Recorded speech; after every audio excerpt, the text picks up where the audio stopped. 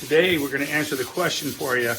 Does my house have to be covered in dust every time I have work done in it?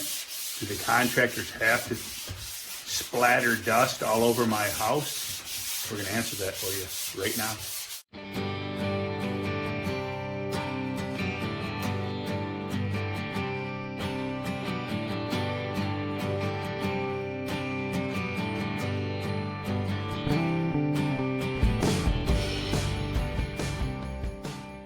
That came in before us. We're not the first company on this job site. They didn't know what painter's plastic was. So this lady's house, poor lady, got creamed. I put plastic up in the doorway, but this was already this way when I got here. Yeah, painter's plastic, it's amazing. Only $20 a roll. It's amazing how much cleanup it can prevent.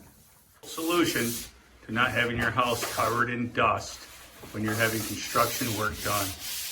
All right, plastic over doorways, plastic over the TV, plastic over the china cabinet. I've had clients in the past say, "Oh my goodness, what are you doing, Bubba? I've never seen any contractors use plastic. Usually they just come in and just cream everything I own with dust." And I'm like, "No ma'am, we don't do that. We buy this clear, 9 foot by 400 foot. It's 0.3 of a mil. We buy this plastic and we cover everything." I actually talked to a company one time. We just turned off the can lights because the can lights are very blinding. And I worked for this company that sold $2,000 to $4,000 windows each installed. And I asked them, "Hey, when we go in a customer's house, do we cover everything in painter's plastic so that we don't, fill the house with dust as we rip the window out and it blows inside?" Nope, we don't do that. I said, okay, I just had to know. I have to know what I'm selling. So, but yeah, Bubba will be back in business, baby. And the plastic is hung. It's a well-hung job. All right. Just to let you know, you don't have to have your house covered in dust. It can actually easily be rolled up when we're done. We carefully roll this all up, put it in bags, and take it outside to the dust bin. All right, keep them growing. Remember, keep it a secret, but go tell a friend. You don't have to be covered in dust every time you do remodeling. Keep them coming, please. Ask any questions below. Share your comments. Looking forward to sharing the videos with you. Join us in the future. Thank you very much. Here's another commonly asked question. "Hey Bubba, what are you doing with that pole sander? What's that all about?" Pole sanding the walls. You take the pole sander and up and down the walls, and I like to call it we're knocking the boogers off the wall. A lot of times you've got little imperfections, paint roller fuzz from the last painter, and if you get up close you can see it. I call them boogers. Now I don't know about you, but I don't like boogers on my walls. All right. So there you go, there's one now. You can't, I don't know if you can see that, but the sander's gonna take that right off. Just 80 grit paper, 1 or 2 swipes, you can feel we're boogerless now. So there you go, there you have it. If your professional painter isn't running a pole sander over the wall between coats, and even especially after you primer new drywall. After you primer new drywall, it's very important to sand the fuzz off the drywall. Where you sand, it'll be fuzzy, the paper fuzzes, and after the primer dries and hardens, you take a pole sander and you knock that fuzz off that paper so it doesn't transfer and carry through the next coat of paint and the next coat of paint. So hey, keep your painters honest. Ask them, "Hey, where's your pole sander? Bubba says you should be packing a pole." So there you go, there you have it. All right, and I've made a little boo-boo. I forgot to introduce Dustin.